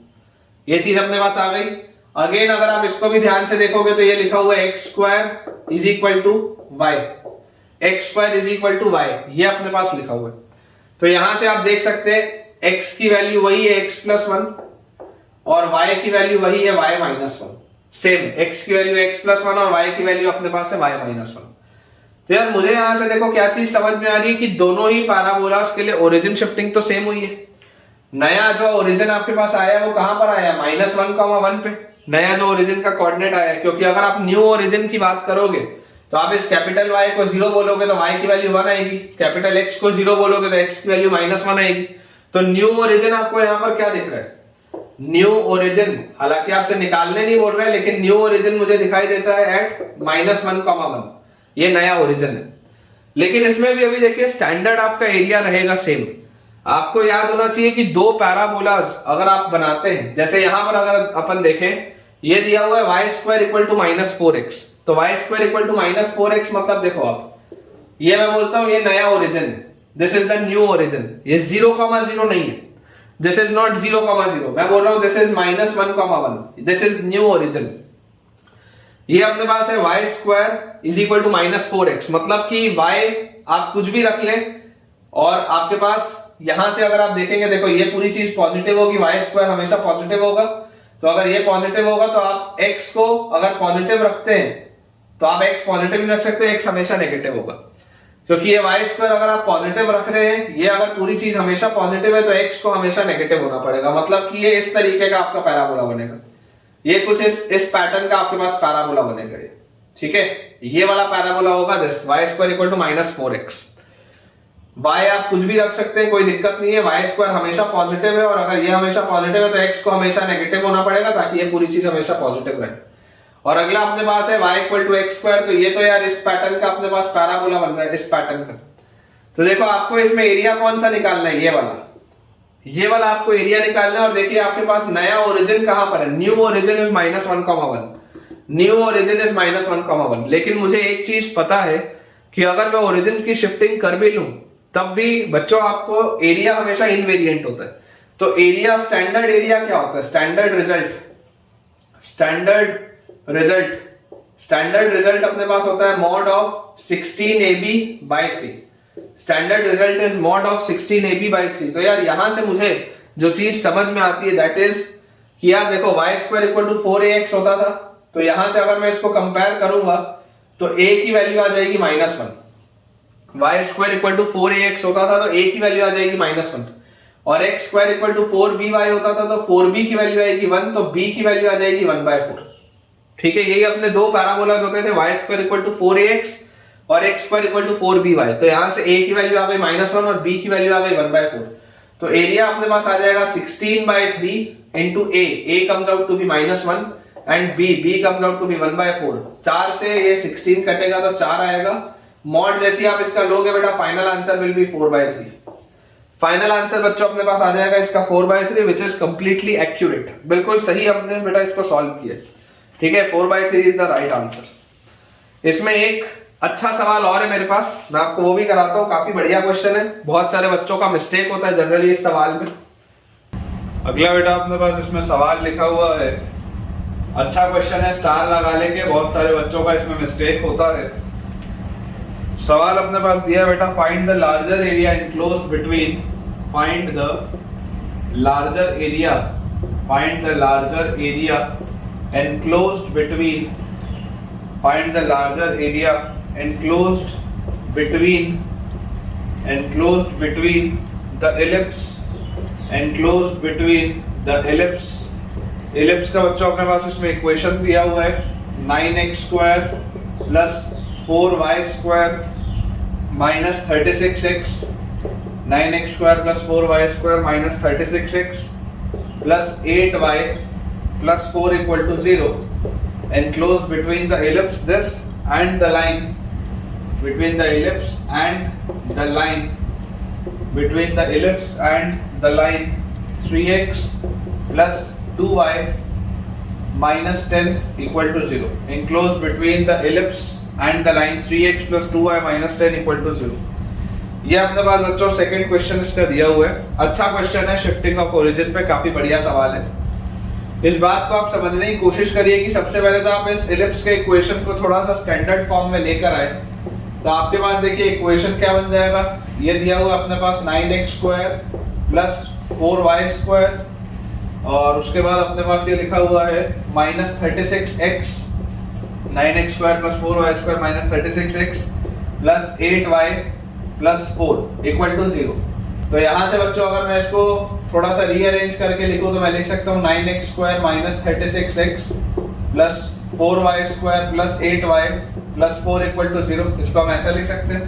अब ये वाले जो दोनों बच्चों टर्म्स है इसमें से देखो अगर मैं 9 कॉमन निकालूं तो अंदर मेरे पास आएगा x स्क्वायर माइनस 4x और ये वाले दोनों में से अगर मैं 4 बाहर निकालूं तो अंदर आएगा y स्क्वायर प्लस 2y और प्लस 4 इक्वल टू 0। अब आप इसको परफेक्ट स्क्वायर में बदलें तो आपके पास आ जाएगा 9 टाइम्स ये लिखा हुआ है x माइनस 2 का स्क्वायर, तो x square minus 4x plus 4 extra रहेगा तो माइनस 4 करना पड़ेगा plus 4 times y square plus 2y को अगर मैं लिख दूं y प्लस 1 का होल स्क्वायर तो y square plus 2y plus 1 तो माइनस 1 अपने को और करना पड़ेगा और प्लस 4 इक्वल टू 0। तो यहाँ से अपने पास आ जाता है 9 टाइम्स x माइनस 2 का square -36 plus 4 times y plus 1 का स्क्वायर -4 और प्लस 4 इज इक्वल टू 0। तो यहाँ से बच्चों मेरे पास आ गया 9 टाइम्स x माइनस 2 का square plus 4 times y plus 1 का स्क्वायर इज इक्वल टू 36। और जैसे ही आप इसको 36 से बच्चों डिवाइड करेंगे आपके पास आ जाएगा x माइनस 2 का square by 4 plus y plus 1 का square by 9 is equal to 1। तो क्लियरली आपको दिख रहा है ओरिजिन शिफ्ट हुआ है कहाँ पर 2, -1 पे। अगर आप इसको लिख लें कैपिटल X का होल स्क्वायर बाय 2 का स्क्वायर a स्क्वायर के लिए प्लस कैपिटल Y का होल स्क्वायर बाय 3 का स्क्वायर इज इक्वल टू 1। अगर मान लो मैं इसको ऐसा लिखता हूँ तो क्लियरली मुझे दिखाई देता है that capital X is x minus 2 and capital Y is y plus 1। मतलब कि जो आपका नया ओरिजिन है, नए ओरिजिन के लिए कैपिटल X को जब आप 0 करोगे तो न्यू ओरिजिन आपके पास आ जाएगा 2, -1 पे। ये आपके पास आ जाएगा नया ओरिजिन। इतना अपने को समझ में आता है। अब अगर मैं आपको बच्चों ये बोल दूं कि ये वाली स्ट्रेट लाइन के साथ आपको बताना है कि क्या उसका एरिया आ रहा होगा, लार्जर एरिया। तो यार देखो ये वाला जो इलिप्स आपके पास बन रहा है x square by 2 square plus y square by 3 square is equal to 1, ये वाला इलिप्स तो कुछ ऐसा आपके पास बनता है। देख लो आप ध्यान से, ये आपके पास इलिप्स है, ये इलिप्स आपके पास कुछ इस तरीके से बनता है। और क्लियरली मैं आपको बोल रहा हूँ कि अब जो नया ओरिजिन है, ये नए वाले ओरिजिन के कोऑर्डिनेट्स कहाँ पर आ रहे हैं? नए वाले ओरिजिन के कोऑर्डिनेट्स आपके पास आ रहे हैं 2, -1। ये 2, -1 पे आपने नया ओरिजिन बनाया है। क्लियरली आपको दिख रहा है a की वैल्यू 2 है और b की वैल्यू 3 है। मतलब ये इससे 2 यूनिट्स दूर है और ये इससे 3 यूनिट्स दूर है। ये बात अपने को आती है ना समझ में कि ये आपका नया ओरिजिन है, नए ओरिजिन से ये 2 यूनिट्स की दूरी पर है और नए ओरिजिन से ये आपका जो है ये 3 यूनिट्स की दूरी पर है। ठीक है, और ये अपना बच्चों इलिप्स का इक्वेशन अपन ने लिख लिया। अब मैं आपको ये बोलता हूँ कि आप जरा इसमें सोचने की बेटा कोशिश करें कि आपके पास स्ट्रेट लाइन का इक्वेशन क्या है। स्ट्रेट लाइन का इक्वेशन आपके पास दिया हुआ है 3x + 2y - 10 = 0। स्ट्रेट लाइन का इक्वेशन हमारे पास दिया हुआ है 3x + 2y - 10 = 0। ये ओल्ड कोऑर्डिनेट्स में था। अगर मैं इसी स्ट्रेट लाइन को न्यू कोऑर्डिनेट्स में लिखना चाहूँ, ओल्ड कोऑर्डिनेट्स में दिया हुआ है, अगर मुझे इसको न्यू कोऑर्डिनेट्स में लिखना हो तो यहाँ से मैं आपको बोल सकता हूँ दिस इंप्लाइज स्मॉल x जो होगा that will be capital X + 2 और स्मॉल y जो होगा that will be capital Y - 1। तो इसको अगर मैं यहाँ सब्स्टिट्यूट कर दूं तो 3 × स्मॉल x की जगह कैपिटल X + 2 और +2 × स्मॉल y की जगह capital Y - 1 -10 is equal to 0। तो यहाँ से बेटा मेरे पास आ जाता है 3 times capital X + 6 +2 times capital Y -2 -10 is equal to 0। यहाँ बोल सकते हैं 3 times capital X + 2 times capital Y और 6 - 2 इज 4 और 4 - 10 इज -6 तो इज इक्वल टू 6। ये आपके पास आएगी स्ट्रेट लाइन। और ये बात हमको देखो पता ही था कि ये अगर 3x + 2y था स्मॉल में तो ये भी कैपिटल में 3x + 2y ही होने वाला था, क्योंकि अगर आपने ओरिजिन शिफ्ट किया भी है तो लाइन का जो स्लोप होता है वो सेम होता है। ये चीज बच्चों मैंने आपको पहले बताई है। तो आप अगर ऑब्जर्व करेंगे तो इस नए ओरिजिन के हिसाब से देखो 3x + 2y = 6 अगर आपके पास आ रहा है तो इसका x इंटरसेप्ट कितना है? x/2 + y/3 = 1। तो x/x इंटरसेप्ट 2 का ही आ रहा है, y इंटरसेप्ट देख लो आप 3 का ही आ रहा है। मतलब ये वाली लाइन आ रही है। अगर मैं इसको डॉटेड लाइन से इस तरीके से प्लॉट करूं तो नए कोऑर्डिनेट सिस्टम के हिसाब से बच्चों ये अपने पास आ जाएगी डॉटेड लाइन। ये वाली अपनी वो न्यू वाली लाइन है which is 3x + 2y = 6। This is the new line 3x + 2y = 6। ये न्यू कोऑर्डिनेट सिस्टम का कैपिटल X है और ये न्यू कोऑर्डिनेट सिस्टम का कैपिटल Y। तो आपको इसमें बोला जा रहा है find the larger area enclosed. मतलब लार्जर एरिया मतलब ये वाला जो पूरा एरिया है, ये वाला जो बच्चों पूरा का पूरा एरिया ये आपको बताना है। Find the larger area enclosed between the ellipse and the line. Line और इलिप्स के बीच में जो लार्जर एरिया आपको वो बताना है। मतलब अगर मैं आपको ये बोलूं कि देखिए एरिया ऑफ इलिप्स क्या होगा, एरिया ऑफ इलिप्स, तो एरिया ऑफ इलिप्स के लिए मुझे बहुत सीधी सी बात एक समझ में आती है कि इलिप्स का एरिया होता है πAB। तो पाई इंटू a कितना है 2 और b कितना है 3, तो पाई इंटू 2 इंटू 3 ये आपके पास आ गया 6 पाई इसका एरिया ऑफ इलिप्स। अब अगर इलिप्स का एरिया मेरे पास है तो मुझे एक चीज दिखाई दे रही है कि अगर आप सिर्फ इतना सा हिस्सा देखोगे, केवल इतना सा हिस्सा, अगर मैं सिर्फ ये इसका एक पोर्शन देख रहा हूं तो ये वाला जो पोर्शन है, ये वाले पोर्शन में देखो, इसको मैं बोल देता हूं एरिया ऑफ स्मॉलर रीजन, और शेडेड वाले को मैं बोल देता हूं area of larger region. AS is area of smaller region, AL is area of larger region. तो जरा आप मुझे सोच के बताइए कि स्मॉलर रीजन का एरिया क्या होगा, what will be the area of the smaller region. तो स्मॉलर रीजन का एरिया अपने पास आएगा ये वाला एरिया, ठीक है, ये वाला एरिया माइनस ये वाले ट्राइंगल का एरिया। तो आप यहां पे बोल सकते हो area of ellipse, area of ellipse by 4, area of ellipse by 4। देखो ये पूरा का पूरा एरिया है, तो ये जो इतना हिस्सा है ये उसका 1/4 होगा, सिमेट्रिक फिगर। ये आपका पूरा का पूरा बच्चों एलिप्स है, तो ये जो इतना सा बस हिस्सा होगा ये 1/4 होगा। Area of smaller region will be ये 1/4 एरिया में से इस ट्राइंगल को मैं माइनस कर देता हूं, तो ट्राइंगल का एरिया आ जाएगा half into base 2 into height 3, half into base 2 into height 3। तो एरिया ऑफ स्मॉलर रीजन निकल जाएगा। एरिया ऑफ स्मॉलर रीजन मतलब ये 1/4 of the area of ellipse minus ये वाला एरिया ऑफ ट्राइंगल। तो देखो यहां से आपके पास आ जाएगा एरिया ऑफ एलिप्स कितना है, एरिया ऑफ एलिप्स इज 6 पाई, तो 6 pi by 4 is 3 pi by 2, और यहां पर आपके पास लिखा हुआ है 2 से ये 2 कटेगा तो -3। ये आपके पास बच्चों लिखा हुआ है, या इसको आप ऐसा भी लिख सकते हो, दिस इज बेसिकली 3 बाहर ले लें और एलसीएम आ जाएगा पाई -2 बाय 2। इसको आप ऐसा भी लिख सकते हो। ये आपका एरिया ऑफ स्मॉलर रीजन। तो अगर ये एरिया ऑफ स्मॉलर रीजन मेरे पास आ गया, तो एरिया ऑफ लार्जर रीजन जो अपने को निकालना था, एरिया ऑफ लार्जर रीजन जो अपने को निकालना था वो कैसे निकलेगा, पूरे इस एलिप्स के एरिया में से स्मॉलर रीजन को आप माइनस कर दो। तो पूरे एलिप्स का एरिया क्या है, पूरे एलिप्स का एरिया है 6 पाई, और 6 पाई में से अगर आप इसको माइनस कर दोगे 3 इंटू पाई -2 बाय 2, तो आपका आंसर निकल आएगा। आप इसको बच्चों सॉल्व करके निकाल सकते हैं, कोई बड़ी बात नहीं है इसको, ठीक है। बस इसमें आपको ये पैटर्न समझना जरूरी है। देखो इस तरीके की चीजें हम क्लास 10 में पढ़ते थे ना, कि शेडेड एरिया निकालना है तो इस सर्कल में से कैसे निकाला जाता है। पूरा खेल जो था वो सिर्फ ओरिजिन शिफ्टिंग करके एलिप्स और स्ट्रेट लाइन का इक्वेशन लिखने पे था। जैसे आपने ओरिजिन शिफ्टिंग की, एलिप्स की, आप तुरंत लाइन को भी नए कोऑर्डिनेट सिस्टम में लिख लो, और नए कोऑर्डिनेट सिस्टम में लाइन लिखते ही अब आपके लिए इसको कंप्यूट करना बहुत आसान है, क्योंकि आपको इस बात की जानकारी है कि area remains invariant to the origin shifting. आपको ये चीज बेटा पता ही है। तो अपने पास जो इसका आंसर आ जाएगा दैट विल बी कि आपके पास देखिए area of smaller region, area of smaller region अपन ने बिल्कुल सही निकाला है, 3 टाइम्स ऑफ पाई -2 बाय 2, बिल्कुल सही है एरिया ऑफ स्मॉलर रीजन। और एरिया ऑफ लार्जर रीजन अपने पास आ जाएगा 6 pi minus area of smaller region. तो बेटा ये बिल्कुल करेक्ट अपन ने सॉल्व किया है, एंड आई होप आपको ये बढ़िया तरीके से सब कुछ समझ में आया हो। चलिए इसे क्लियर करते हैं, अगली चीज देखते हैं। नेक्स्ट बेटा अपने पास इसमें क्वेश्चन लिखा हुआ है, अगेन एक अच्छा क्वेश्चन है।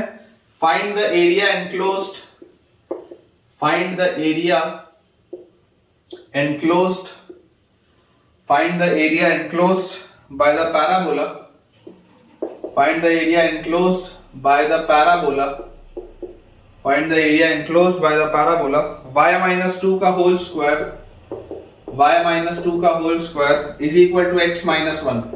क्लियरली आपको दिख रहा है ओरिजिन शिफ्टेड है 1,2 पे, y-2 whole square is equal to x - 1, and the tangent to it, and the tangent to it, and the tangent to it at 2,3, tangent to it at 2,3 and x axis, and x axis. ये अपने पास बच्चों सवाल है, and the tangent to it at 2,3 and x axis.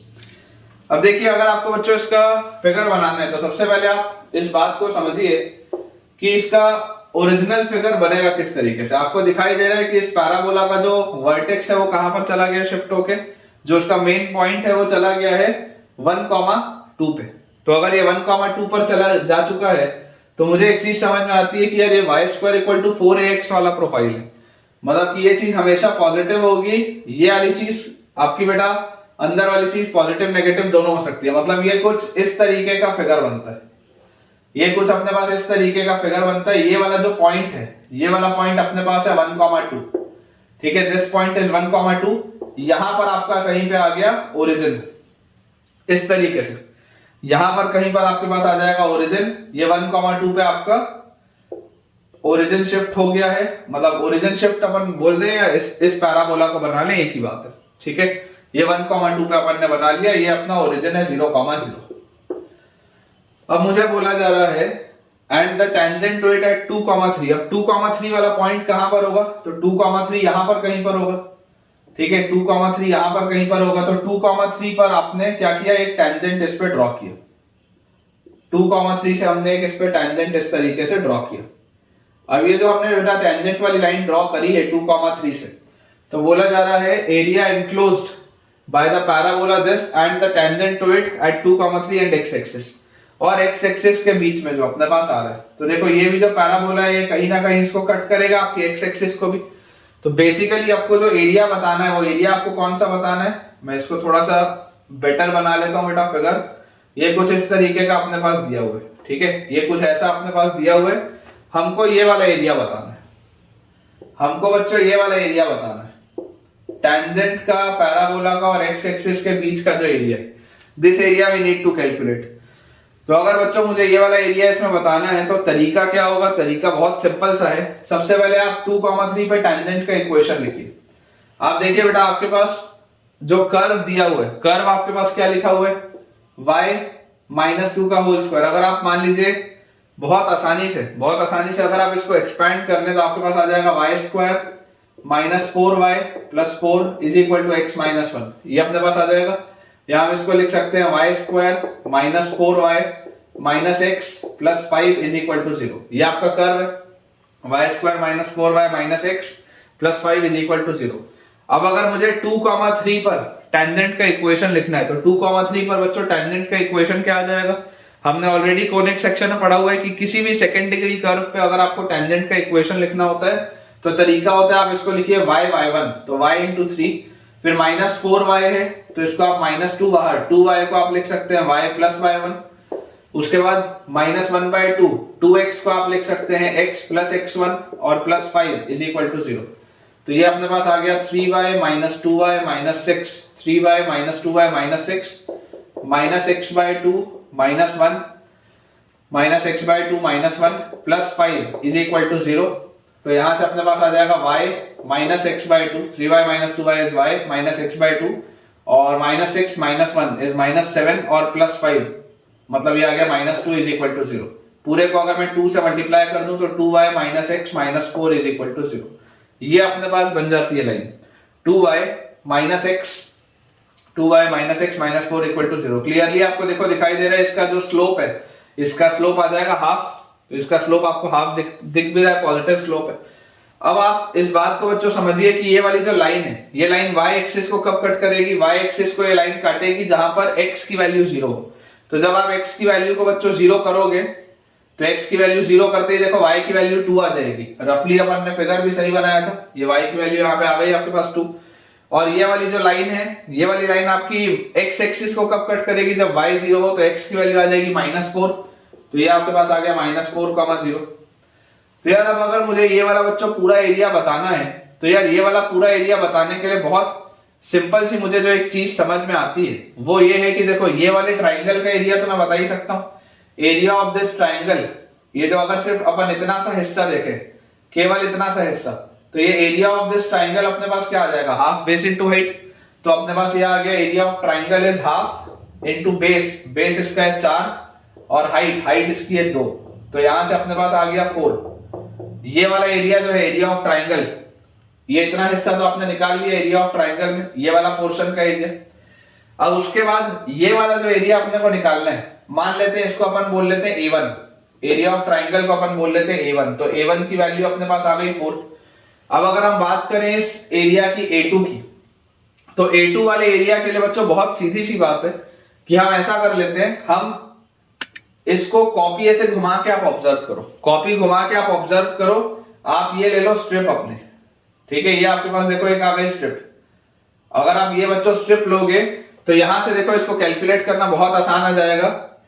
y का variation देखो, y का variation कहां से कहां चल रहा है? ये y का वेरिएशन चल रहा है 0 से लेकर यहां पर y की वैल्यू है 3, तो y का वेरिएशन आ जाएगा अपने पास A2 will be integral 0 to 3, 0 से लेकर 3 तक y का वेरिएशन है, ये अपर कर्व, ठीक है, ये अपर कर्व आपके पास ये वाला आ गया। और उसमें से अगर मैं ये लोअर कर्व सब्ट्रैक्ट कर दूं, ठीक है, और उसके बाद ये वाला पूरा एरिया आ जाएगा और उसमें से ये वाले ट्राइंगल को अपन और माइनस कर देंगे। तो A2 अगर मुझे निकालना है, this A2, this a2 if I need to calculate, तो मैं इसको बोलता हूं, आप इसको बच्चों इंटीग्रेट करो। देखो यहां से आप बोल सकते हो x की वैल्यू क्या आ जाएगी, this implies x will be y square minus 4y plus 5। तो यहां पर हम लिख लेते हैं y square minus 4y plus 5 dy, और y का वेरिएशन अपने पास आ गया 0 से 3 तक। और इसमें इसके बाद हम इसमें से सब्ट्रैक्ट कर देते हैं ये वाले ट्राइंगल को।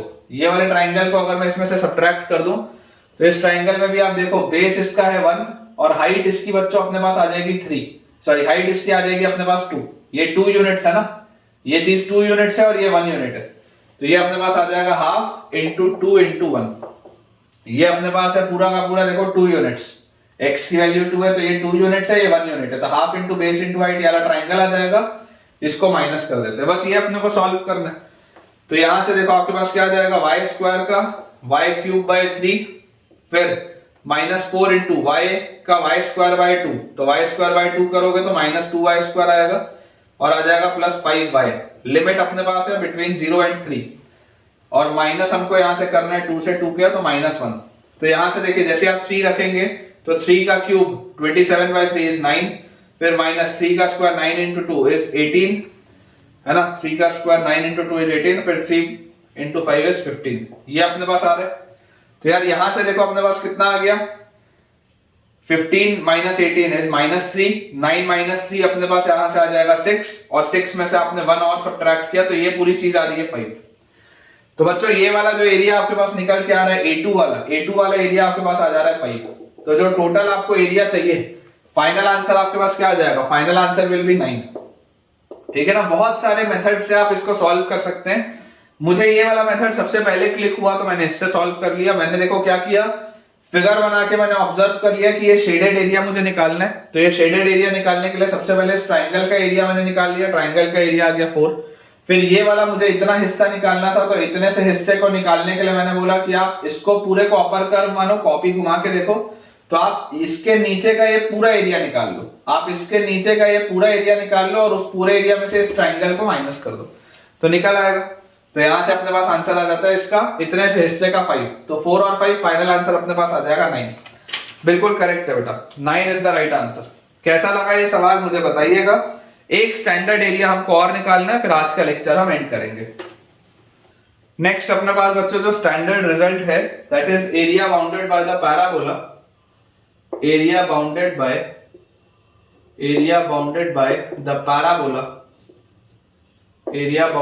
the parabola, y square equal to 4ax, and y equal to mx, y square equal to 4ax and y equal to mx। ये अपने को बच्चों इसका एरिया निकालना है। अगर याद रह जाए तो बहुत अच्छी बात है, अदरवाइज आप बेटा इसको डिराइव भी कर सकते हैं, है ना। और हम अज्यूम कर लेते हैं a को पॉजिटिव, फिलहाल के लिए हम अज्यूम कर लेते हैं a को पॉजिटिव ताकि हमको समझ में आए कि हो क्या रहा है। या अगर आप मान लो नहीं भी करते हो तो कोई दिक्कत नहीं है, a और m कुछ भी हो, मैं आपको एक प्रोफाइल लेके बताता हूँ, रिजल्ट निकालते हैं अपन। हमारे पास देखिए इस तरीके का बेटा अगर आपका कार्टेशियन प्लेन दिया हुआ है, ये मेरे पास बना हुआ है parabola, this is the parabola. ये पैराबोला है y square equal to 4ax, ठीक है, ये अपनी x एक्सिस हो गई, this is y square equal to 4ax। अब इस पैराबोला के लिए ये मान लेते हैं एक स्ट्रेट लाइन अपने पास दी हुई है, तो ये वाला जो एरिया है ये एरिया अपने को निकालना है।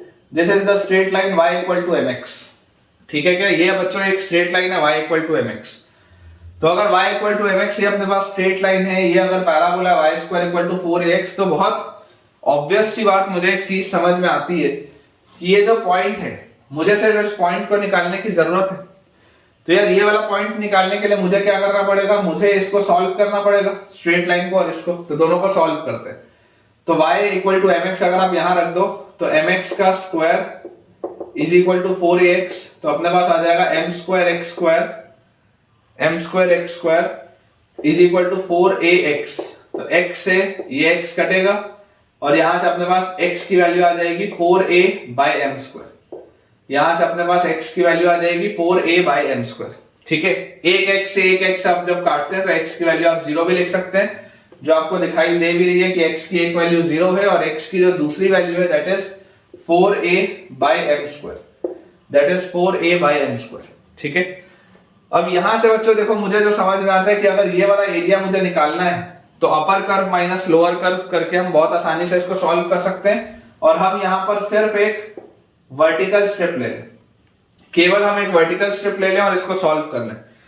तो जब आप वर्टिकल स्ट्रिप लेंगे तो वेरिएशन आपका इसमें चलेगा x में, तो आपके पास एरिया क्या आ जाएगा, area will B integral upper curve ये वाला है y square equal to 4ax वाला।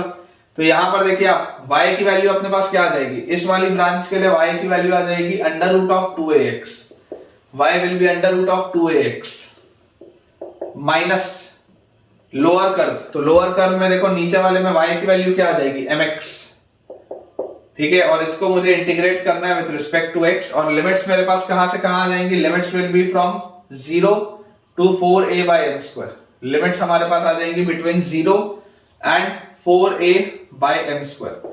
तो यहां से बच्चों देखो आपके पास आ जाता है रूट 2ax है, तो रूट 2a तो बाहर रखो, रूट x की पावर 1/2 का x की पावर 3/2 अपॉन 3/2 और फिर माइनस m x का x स्क्वायर बाय 2 और वेरिएशन आ गया from 0 to 4a by m square. जैसे आप 4a by m स्क्वायर इसमें लिखेंगे तो आपके पास आ जाएगा, देखिए 2 ये घूम के ऊपर आ जाएगा, एक शायद अपन ने मिस्टेक कर दिया, मुझे ऐसा लग रहा है एक मिस्टेक हो गया, y इक्वल टू ये रूट 4ax होगा ना, ये वाली ब्रांच होगी बेटा रूट 4ax, इसको आप ठीक कर लीजिएगा। तो यहां पर भी आपके पास जो चीज आएगी that will be root 4ax और यहां पर भी आपके पास आएगा रूट 4a, ठीक है, ये चीज अपने पास आएगी। तो यहां से आपके पास आ गया 2 रूट a और ये 3/2 नीचे था तो एक 2 ऊपर और 3 नीचे और x की पावर 3/2 है, मतलब ये अपने पास आ जाएगा 4a by m स्क्वायर की power 3/2, 4a by m square की पावर 3/2, ये चीज अपने पास आ जाती है। और उसके बाद minus m into m/2 into x square है, x स्क्वायर है मतलब 4a by m स्क्वायर का स्क्वायर है, 4a by m स्क्वायर का स्क्वायर, ये अपने पास लिखा है। तो यार यहां से अगर हम इसे सॉल्व करें तो हमारे पास देखिए बेटा जो रिजल्ट आएगा वो रिजल्ट क्या आ जाएगा, ये लिखा हुआ है 4/3 इंटू रूट a और उसके बाद 4a by m स्क्वायर, एक तो नॉर्मली बाहर आएगा और एक आएगा under root of 4a by m square और minus m/2 into 16a square by m की पावर 4, ये चीज आ गई अपने पास। अब बच्चों यहां से मुझे एक चीज दिखाई देती है कि अगर हम ध्यान से इसको ऑब्जर्व करें, इसको मैं यहां पर लिख लेता हूं, तो ये देखो ये वाला रूट a और ये वाला रूट a, ये दोनों मिला के a बनेंगे और एक a ऑलरेडी है तो a स्क्वायर आ जाएगा सबसे पहले। तो उसके बाद यहां से नीचे से m स्क्वायर का m बाहर निकलेगा तो नीचे आ जाएगा m क्यूब और उसके बाद ये 4 बाहर निकलेगा 2 बन के, तो 2 इंटू 4 8 इंटू 4 32/3, तो ये आ जाएगा 32/3 और इसमें से सब्ट्रैक्ट क्या हो रहा है, तो सब्ट्रैक्ट अपने पास यहां से होगा 8, एक m से ये 4 कटेगा तो 3, तो 8a square by m cube 3m cube नहीं 8a square by m cube 8a square by m cube, ये अपने पास देखो चीज आ गई। अगर आप एलसीएम लेंगे तो क्लियरली आपको दिखाई दे रहा है 3m क्यूब नीचे आएगा। अब 3m क्यूब जैसे नीचे आया तो यहाँ पर आपके पास 32a स्क्वायर लिखा ही है और यहाँ अगर आप 3 नीचे ले जाएंगे ऊपर भी 3 ले जाएंगे तो 8 3 24a स्क्वायर आएगा। तो यहाँ से अपने पास देखिए रिजल्ट क्या आ जाता है 8a square by 3m cube, ये अपना फाइनल आंसर है बच्चों। This is the area. अगर आपको ये एरिया याद रह जाए तो बहुत अच्छी बात है, समय आपका बहुत बचेगा, अदरवाइज आप देखिए थोड़ा सा मेहनत करके इसको आप डिराइव भी कर सकते हैं। जो फाइनल रिजल्ट अपने पास आएगा that is 8a square by 3m cube, ठीक है, final result will be 8a square by 3m cube. अब अगर आपको बच्चों ये वाली चीज समझ में आती है तो दो बहुत छोटे छोटे से सवाल हैं जो मैं आपको कराता हूं, फिर आज का लेक्चर अपन एंड करेंगे। क्वेश्चन बेटा अपने पास इसमें लिखा हुआ है find the area bounded by the curves, find the area bounded by the curves, find the area bounded by the curves x square equal to y, bounded by the curves x square equal to y and y equal to mod x, x square equal to y and y equal to mod x। काफी आसान सा बच्चों ये question है, देखिए आप इसको हम अगर सबसे पहले इसका फिगर बनाएं तो फिगर के हिसाब से हमको समझ में आता है कि y equal to x square का कर्व कैसा होगा, y equal to x square का कर्व कुछ इस तरीके का होगा। This is the curve of y equal to x square, और y equal to x square के कर्व के बाद मुझे बोला जा रहा है y equal to mod x की लाइन, तो एक लाइन ये हो गई और एक लाइन ये आ गई अपने पास, this is the line y equal to mod x। तो बेसिकली देखो ये आपके पास है y इक्वल टू x और ये वाली लाइन आपके पास है y equal to minus x। Basically बच्चों ये वाला एरिया है जो हमको निकालना है, this is the area that we need to calculate. अब अगर मैं ऑब्जर्व करूं, अगर मान लो किसी को ऐसे इसको सोचने में प्रॉब्लम आती है, आप अपनी कॉपी को रोटेट करिए, आप कॉपी को ऐसा बेटा क्लॉकवाइज 90 डिग्री रोटेट करके देखिए, आपको ये पैराबोला ऐसा दिखेगा और ये आपके पास एरिया आएगा जो अभी अपन ने कैलकुलेट किया, और सिमेट्री से हमको दिखाई दे रहा है कि ये एरिया और ये एरिया तो दोनों सेम होगा, इसमें तो कोई डाउट नहीं है। आप अपनी कॉपी को ऐसे रोटेट करके देखिए, आपके पास ये अभी जो हमने थोड़ी देर पहले डेरिवेशन किया वो चीज दिख जाएगी। मैंने यही वाला आपको एरिया निकाल के दिखाया था। अगर x square equal to y मेरे पास लिखा हुआ है तो देखो generally x square equal to अपन 4ay लिखते हैं, तो यहां से 4a की वैल्यू आएगी 1, तो a की वैल्यू आएगी 1/4। ये एक तो चीज आती है समझ में।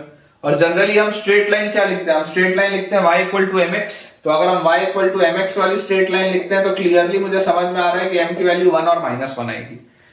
तो एरिया क्या होता है, मैं आपको बोलता हूं आप कोई भी एक एरिया निकालो और उसका डबल कर दो। जैसे अगर मान लो आप a1 निकालते हो, ये a2 निकालते हो, तो आपको ये बात तो समझ में आती है कि a1 और a2 दोनों सेम है, a1 और a2 दोनों सेम है। तो एरिया आपको जो निकालना है, एरिया निकालने के लिए बहुत सिंपल सी तरीका है, आप इसको क्या लिख सकते हो, ट्वाइस ऑफ a1 लिख सकते हो। a1 प्लस a2 लिखना है, आप उसको ट्वाइस ऑफ a1 लिख सकते हो। तो this will be twice of a1 क्या होता है, अभी अपन ने रिजल्ट क्या निकाला है, 8a square by 3m cube. तो 8 इंटू a स्क्वायर, a क्या है 1/4, तो 1/4 का square bye 3m cube, m क्या है 1, तो 1 का क्यूब, ये अपने पास एरिया आ जाएगा। और अगर मान लो आप m की वैल्यू -1 लेते तो आप मॉड लगा लो, क्योंकि एरिया नेगेटिव तो हो नहीं सकता। तो यार यहां से मेरे पास आ जाता है 2/3 बाहर है, 8 है, 1 का क्यूब बेकार है, और 1/4 का स्क्वायर इज 1/16। तो ये 16 से ये 16 तो गया, इसका एरिया डायरेक्टली देखो 1/3 आ चुका है एकदम बच्चों, डायरेक्टली इसका एरिया 1/3 अपन ने निकाल लिया। और इसी में मैं चलो आपको एक इसका सेकंड वेरिएशन कराता हूं, सेम सवाल, बिल्कुल सेम सवाल। देखिए अगर मान लीजिए मैं आपको क्वेश्चन दे दूं कि find the area bounded by the curve, find the area bounded by the curve, find the area bounded by the curve y square equal to x and x is equal to mod y। मान लो अगर मैं आपको ये बोल दूं तो y square equal to 4ax generally कैसा होता है graph, y square equal to 4ax का ग्राफ जनरली ऐसा होता है। तो अगर आपको बोला जा रहा है y square equal to x, तो this will be the graph of y square equal to x। इसमें तो कोई प्रॉब्लम नहीं है, x हमेशा पॉजिटिव होगा, y can be positive and negative both.